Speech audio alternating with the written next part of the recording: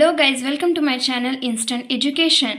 So in last video मैंने आपको इस पूरे सेल के बारे में बताया था, उसमें कौन से ऑर्गन्स होते हैं मैंने उसके बारे में भी बताया। तो आज के इस वीडियो में मैं आपको बताने वाली हूँ कि ये जो सब ऑर्गन्स हैं इनके फंक्शंस क्या है।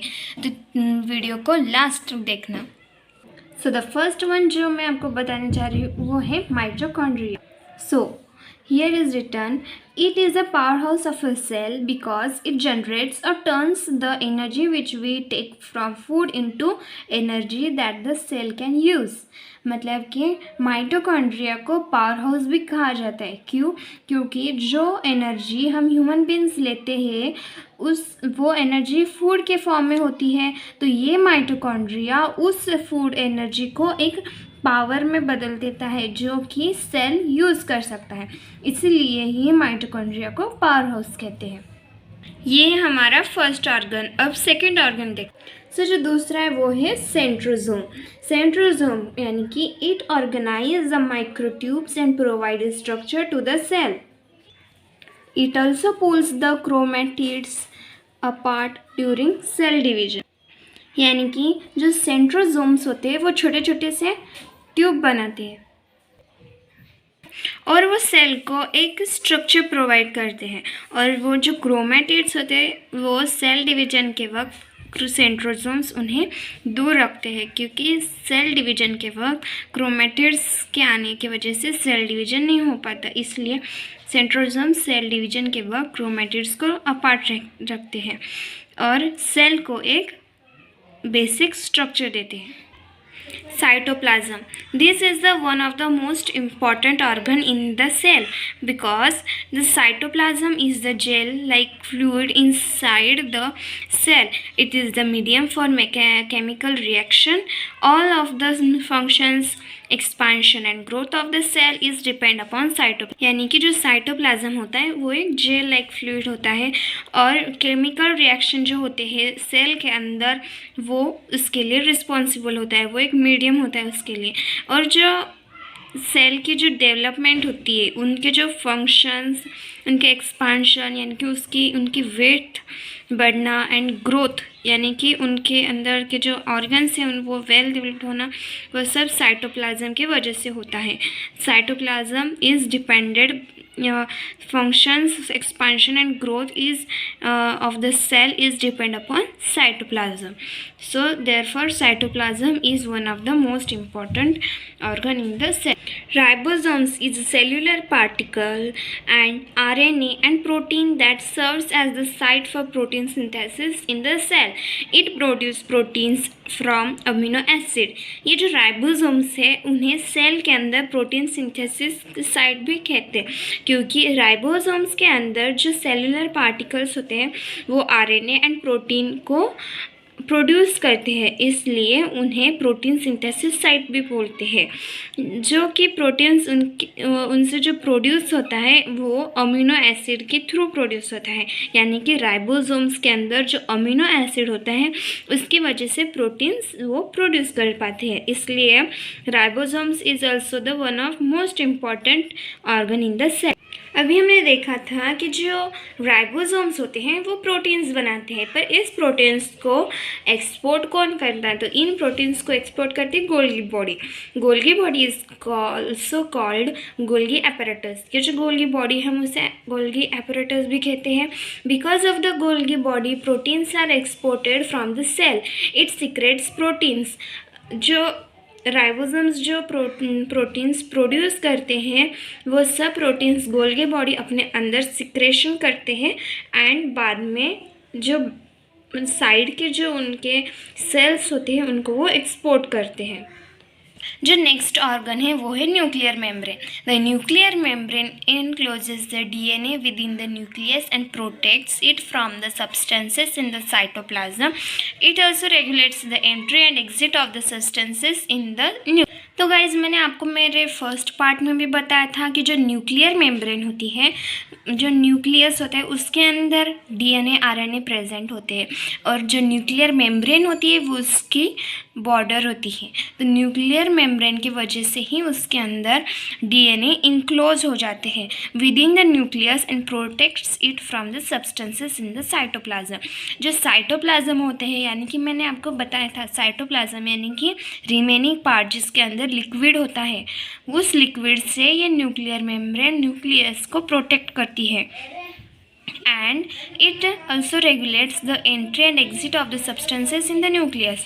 और जो न्यूक्लियर मेम्ब्रेन होती है वो एक एंट्री गेट होती है, वो न्यूक्लियस में आने के लिए सब्सटेंसेस को एंट्री भी देती है और एग्जिट भी देती है। इसलिए nuclear membrane is also important organ in the cell. अभी वैक्यूल यानी कि it maintains the pressure in the cell, यानी कि जो सेल के अंदर जो प्रेशर जो तैयार हो जाता है उसको मेंटेन रखने के लिए वैक्यूल इज़ इम्पॉर्टेंट। अगर हम उस प्रेशर को अगर मेंटेन नहीं रख पाए तो हमें सीवियर डिसीज़ भी हो सकती है। इसलिए vacuole is also important organ in the cell. Nucleus. The nucleus is an organelle in the nucleus that plays a key role in the transcription and processing of ribosomal RNA। इसके बारे में भी मैंने फर्स्ट पार्ट में ही बता दिया था, यानी कि जो न्यूक्लियस होता है उसके अंदर हमारे आरएनए एंड डीएनए प्रेजेंट होते हैं, जिसके अंदर हमारे क्रोमोसोम्स प्रेजेंट होते हैं। हम न्यूक्लियस के बारे में और फर्दर पढ़ेंगे क्योंकि ये सेल मेम्ब्रेन के अलग ये भी एक बहुत इम्पॉर्टेंट पार्ट है।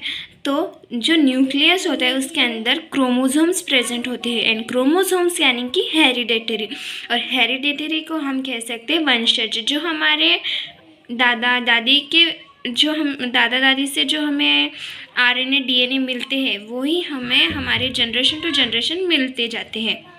फॉर एग्ज़ाम्पल मैं आपको बताती हूँ, अगर हमारे दादा दादी के हेयर वाइट है तो उनकी जो हेरिडेटरी है वो उनके बच्चों को मिलेगी, यानी कि उनके बच्चों की भी हेयर वाइट हो जाएगी और उनके बच्चों की हेरिडेटरी हमें मिलेगी, फिर हमारे भी बाल वाइट हो जाएगी। तो ये जो जनरेशन टू जनरेशन जो चल रहा है इसे ही क्रोमोसोम्स कहते हैं और ये न्यूक्लियस के अंदर प्रेजेंट होते हैं। हमारा जो नेक्स्ट है वो है nucleus. The main function of the cell nucleus is to control gene expression and mediate the replication of DNA during the cell cycle. जो न्यूक्लियस होते हैं उसका आउटर पार्ट होता है न्यूक्लियस, न्यूक्लियोलस। ये ऊपर का है न्यूक्लियोलस, नीचे का है nucleus.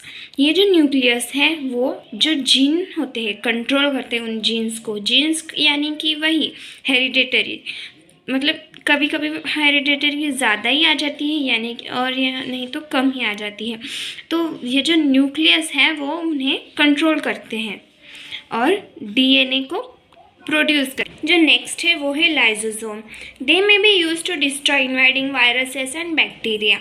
If the cell is damaged beyond repair, lysosomes can help it to self destruct. यानी कि जब सेल के अंदर कोई वायरस और बैक्टीरिया आ जाते हैं तो लाइसोसोम्स उसको डिस्ट्रॉय करने की पावर रखते हैं। लाइसोसोम्स अगर कोई सेल के अंदर डैमेज हो जाते हैं तो लाइसोसोम्स उसको रिपेयर भी कर सकते हैं। Lysosomes can help to self destruct. Lysosomes हमें सेल के अंदर अगर कोई भी खराबी आ गई हो तो उन्हें ठीक करने के लिए मदद करते हैं।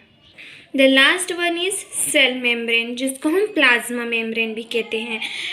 ये जो होते हैं ये हैं it help to transport entering and exiting of the materials in the cell. ये जो सेल मेम्ब्रेन होता है ये पूरे सेल का आउटर कवरिंग होती है। जैसे कि न्यूक्लियस के अंदर न्यूक्लियर मेम्ब्रेन आउटर कवरिंग होती है, न्यूक्लियर मेम्ब्रेन न्यूक्लियस के, वैसे ही सेल की आउटर कवरिंग सेल मेम्ब्रेन होती है। सेल मेम्ब्रेन अंदर कोई भी तरह की सब्सटेंसेस या मटेरियल्स आने के लिए एंटरिंग एंड एग्जिटिंग का काम करते हैं और वो मटेरियल्स को ट्रांसपोर्ट भी करती है।